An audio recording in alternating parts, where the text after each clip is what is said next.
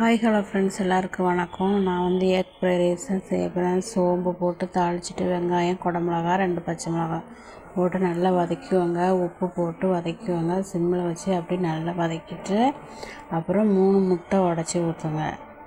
எனக்கு 3 முட்டை போதும். நாங்கள் எங்கள் வீட்டில் 2 குழந்தைங்களுக்கு தான், அதனால் 3 முட்டை போட்டிருக்குறேன். ஏன்னா சாப்பிட்றதுக்கும் இதுதான், நஞ்சு கொண்டு போகிறதுக்கும் இதுதான். அதனால் 3 முட்டை உடச்சி ஊற்றிருக்கேன். நீங்கள் உங்களுக்கு எவ்வளோ தேவையோ ஊற்றிக்கோங்க முட்டை. அப்படியே மெதுவாக கிளறுங்க. சும்மா கசகசம் கிளறிங்கன்னா ரொம்ப பொடிசாக போயிடும். கொஞ்சம் பீஸாக இருந்தால் தான் நல்லாயிருக்கும். அப்புறம் இதுக்கும் மிளகுத்தூள் போடுங்க. ஏன்னா இந்த ஃப்ரைட் ரைஸுக்கு மிளகுத்தூள் தான் ஹைலைட்டே. மிளகுத்தூள்